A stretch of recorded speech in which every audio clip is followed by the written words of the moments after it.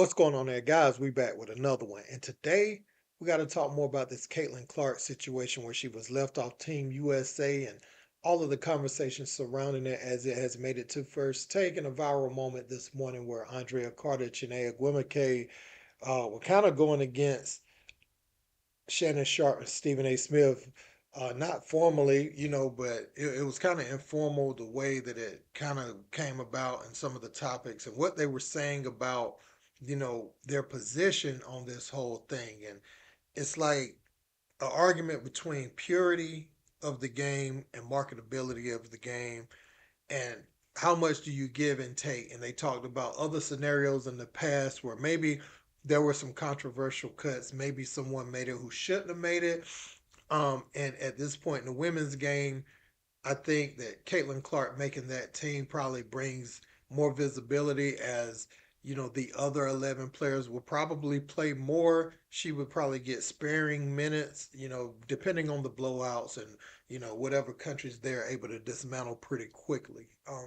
I don't think the argument is she's the best player or one of the 12 best players in the WNBA right now. I think it's just having the eyes on the game so you can see the other 11 that are very spectacular while growing the game simultaneously. So there was a lot said about this argument, and instead of giving just kind of my opinions on this, I'm going to let the comment section kind of dictate that today. Everybody on that team is deserving. I think at this point, Diana doesn't necessarily have to go, but they're trying to bring back a historic, 8 gold medal. And I think Chiney and Andraya, their position kind of is they have always been hell bent on constructing the best roster to win gold.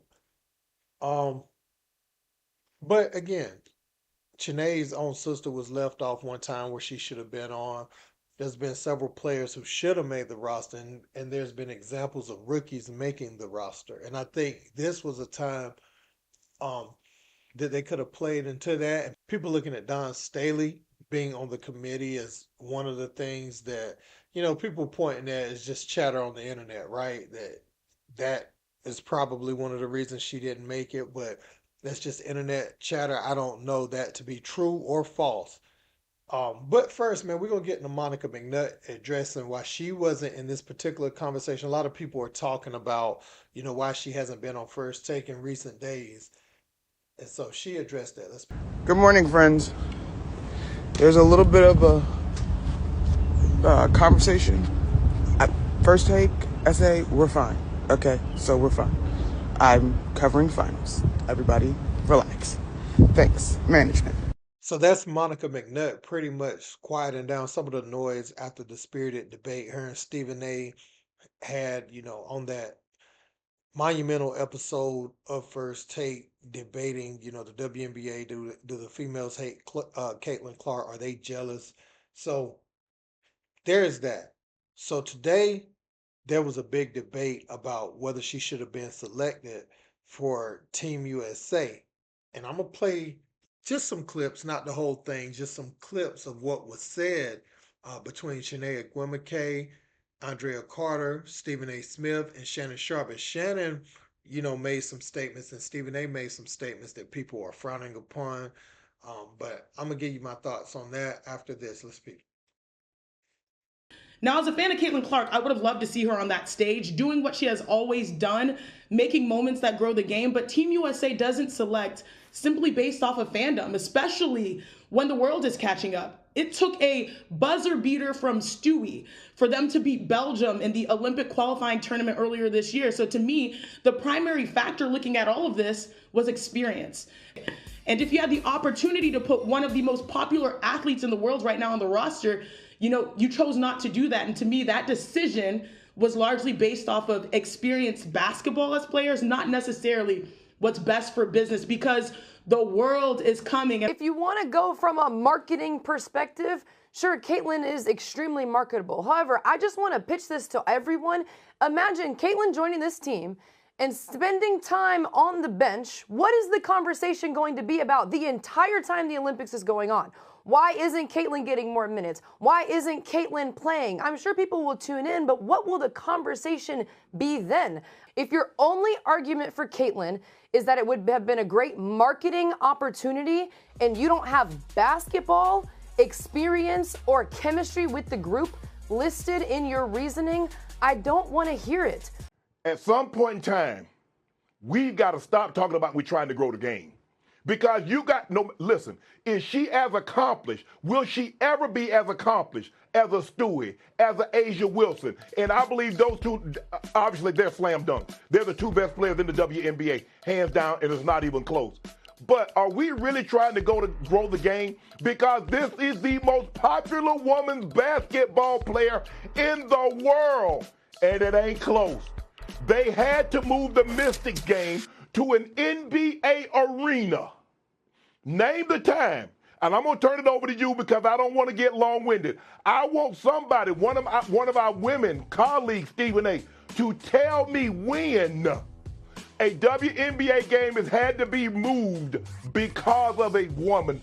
This is about what I will personally label the idiocy of Team USA women's basketball. How dare you make this decision? It's stupid. And I'm going to tell you why it's stupid. I want all the ladies on this squad to know every single one of y'all are deserving of it.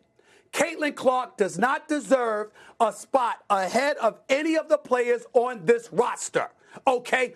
If we're talking just basketball, you know we're not. You know we're not. Let's harken back to the Dream Team in 1992. Remember when Christian Laettner was on that squad? Forget the other pro play. Forget the pro players. Forget the pro players. That's a given. First time NBA players were allowed to participate. Don't put that damn screen up when I'm talking right now. I want to see Chiney and Andraya, okay? The point is this. Those rosters, right? Those players were on there. Do you know that Christian Laettner also was chosen ahead of Shaquille O'Neal? Andraya, I strongly suggest you rethink such positions, especially when it comes to you, because marketing matters. It's how you get paid. If you don't know that, you better hear me and hear me good. I am telling you right now, you are going to be underpaid for the rest of what I believe will be an illustrious career, unless you get your mind right about that marketing. It matters. It matters. Chiney, you know I'm right. I hear you. You know I'm right. I hear you, Stephen A., but I will not sacrifice my basketball knowledge and my integrity in terms of the game for marketing. My marketing is doing just fine. And if it has to grow a little bit slower to hold on. Team USA has. We've had ample the evidence where they've done it in the perspective. past. Yes. Excuse me. I just finished And saying maybe they've they're all not done trying it. to do it this year. Stephen A., can I I say this, Andrea? understand that. Then it was a stupid decision because it compromises what your ultimate goal is, which is to elevate the WNBA brand. How can you be that idiot? I'm not talking about y'all. I'm talking about Team USA. How could you be that idiotic and not make that call when throughout history, Team USA has been in part about marketing? It's dumb. Period. Floor's y'all's. If it's a So it's a lot to unpack here, and I'm trying to look at it fairly from both sides, right? The women are saying now we have a platform that they've had for years, and they've been trying to be heard for years, and now all the coverage is in favor of Caitlin Clark, and they're caught at this point where, okay, yeah, she does bring marketability, but hey, what about us? We've been here. We can't compromise the integrity of the game. There are many better players than Caitlin Clark right now. And so we're not going to compromise that portion of it. Stephen A. Smith is saying that when you enter this world and you're looking to ascend, you must play the marketability game. Now, Andrea Carter is saying at what cost? What am I going to compromise? And that is always something to be cognizant of. Am I going to sell my soul or sell? How comfortable is comfortable enough for you? You have to find that place and you have to not cross that because you're not going to be happy if you're crossing that place, right? But what they're talking about is the WNBA and the brand of the women's game. So Stephen A is saying for overall for everybody to eat, Caitlin should have been on this team because the opportunity isn't going to come but every 4 years. So now they're going to have to wait 4 more years to send her over, and and that's if she makes a team. We're assuming that she becomes the player, and this hype is still there at that time. So it could be a missed opportunity for lightning in a bottle if fans start to fizzle out or she doesn't become the player that people think she is. Then the lightning in the bottle was missed, and I think in large part, Stephen A. They're looking at Juju, looking at the Hannah Hill Doggos, they're looking at all these brilliant young women in college basketball, and this was a good opportunity to kind of set the stage for some of them. You know, sending Caitlin over there and just having that buzz with USA basketball. Um, because yeah, you look at somebody like Juju, you would imagine after 4 years of college for her, you would think when she gets to the WNBA with her athletic skills and her build, the curve isn't gonna be the same for Juju when she enters the WNBA as it is, like I'm talking about as far as efficiency, as Caitlin is having an issue with. She's gonna probably step right in and be an all-star, after 4 years at USC. So I say that to say it's larger than Caitlyn. Is the way Stephen A is looking at it. Andrea Carter, Chiney Ogwumike was talking about when her sister was left off, and she was so deserving at the time to be on the USA team. So they don't always get these things right. Stephen A is saying the other 11 roster spots is going to win you the gold. Having Caitlyn for that 12th one ain't going to kill you, but it's going to help the game. It's going to have eyes on the women's game during the Olympics when so many people are tuned into, gymnastics, track and field. They'll check out the men's games too. Swimming, diving, all that stuff is getting most of the eyes. Then the women would have been elevated as must see TV during this Olympics. And I think that's what Stephen A and Shannon saying. Shannon said at some point we got to stop talking about wanting to grow the game. And I know people don't like to hear these talking points from the women or the men. I think what's important is this conversation is being had on a national platform. And so you're hearing what each side thinks because that's a part of growing the game too, right? We can't overlook the uncomfortable conversations that have to be had, in the positions people have. Because I always say this, and people are saying how you should think, and women are saying how men should think, men are saying how women should think in this.